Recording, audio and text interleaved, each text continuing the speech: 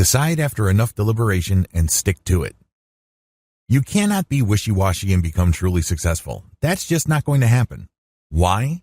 Well, opportunities flash into existence all the time, but they disappear just as quickly.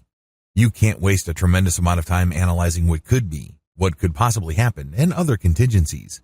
You have to study your options, figure out what's at stake, but you have to decide. You have to make a decision. The toxic effect of analysis paralysis. Have you ever found yourself in a situation where you're looking for more data to decide on a problem or an opportunity?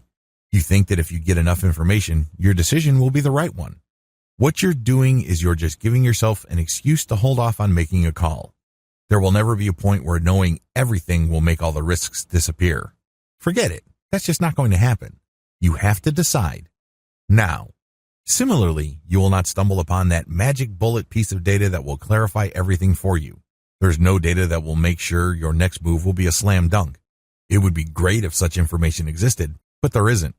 The key here is to not freak yourself out when deciding. Set a deadline, but make sure that it's not too close so that you end up intimidating yourself. On the other extreme, make sure that it's not too distant, because if you hold off on deciding by setting up a date too far in the future, you're probably going to be as unprepared when that day comes as you are now.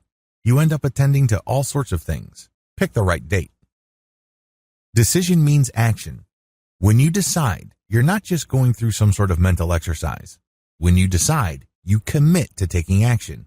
That's the bottom line. You haven't really decided if you do not take action or take on risk. You know you've decided when you are ready to make a move and face the consequences.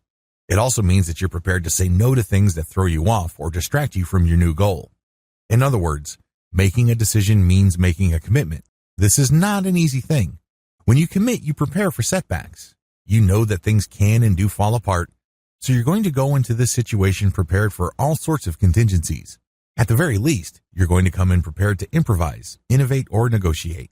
Regardless of what you do, please understand that deciding or making a decision doesn't mean expecting things to be smooth sailing.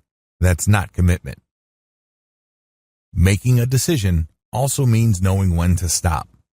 While deciding means you're going to be taking action and you're committing to the long haul, it also means that you are committing to know when to stop. There has to be a limit to your actions if things are not panning out. This prevents you from sticking to an impossible situation that robs you of opportunity costs. Opportunity costs are real. You can't continue to do something that has an eventual payoff of $2 when you could have stopped and chose to do something else that pays $100. Understand that when you decide, this includes committing to knowing when to stop. Key points to remember. When you commit, please understand that your commitment speaks volumes about your character. What kind of person do you want to be? What kind of person do you imagine yourself to be? Understand that this image that you would like for yourself is in danger if you do not know how to commit. If you keep changing your mind or if you quit too easily, you're never going to establish this character that you would like for yourself. It's personal. People might think you're great. They might compliment you. But deep down inside, you know that you suck because you can't commit. You know there's something wrong with you because you can't go all the way. Make it personal. There has to be some sort of personal sting from within to make you stick to what you committed to.